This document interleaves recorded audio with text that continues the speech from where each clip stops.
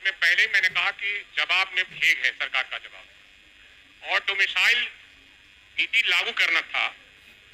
और बाहरी जो व्यक्ति है दिव्यांग का, उसमें 121 व्यक्तियों को, दिव्यांगों को बहाली की गई है दूसरे राज्यों के लोगों का, और इस राज्य में केवल 44 व्यक्तियों को ही बहाली की गई है। तो सरकार का जो नीति है उसका उल्लंघन, खुला उल्लंघन है कि दूसरे राज्यों के दिव्यांगों को, हाँ, सरकार स्पष्ट करे कि जिन 121 दूसरे राज्य के अभ्यर्थियों का चयन हुआ है, उनमें से कितने अभ्यर्थी गैर आरक्षित वर्ग के अंतर्गत चयनित हुए हैं। अध्यक्ष महोदय, इसमें कोई उल्लंघन नहीं हुआ किसी नीति का। जो नीतियां बनी थी पूर्व में जो नियुक्तियों की, तो उसी का अनुपालन हुआ है। जहां तक उसमें उन्होंने डाटा मांगा है अलग अलग कैटेगरी का, मैं आपको अलग से दे दूंगा, लेकिन जो नीति निर्धारित है उसी के तहत नियुक्तियां हुई है। ये अलग बात है कि वहां पर संख्या ज्यादा है, इसलिए हम लोगों ने पुनः समीक्षा की, जैसा कि हमने बताया कि 7,000 से ज्यादा इस बार हम लोग नियुक्तियां करेंगे। और जो डोमिसाइल नीति की आप बात कर रहे हैं उसके बारे में अभी तत्काल वो लागू नहीं है।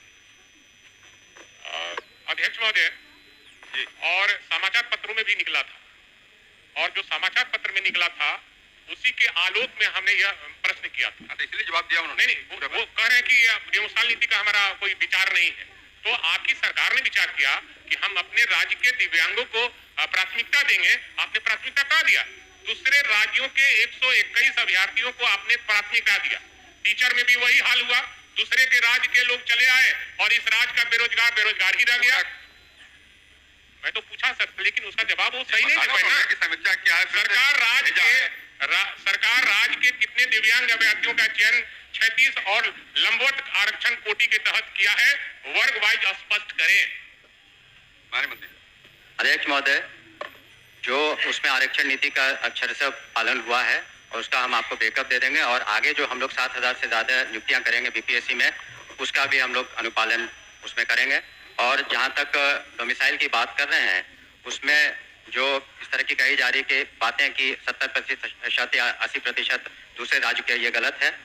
जो हम लोगों ने अभी तक TRE 3 वगैरह में देखा है तो 20-22% का है, 80% करीब यहीं के शिक्षक शिक्षिकाएं हैं। अध्यक्ष महोदय, अभी भी मंत्री जी सरकार के निर्देश का और संकल्प का स्पष्ट रूप से जवाब नहीं दे रहे हैं।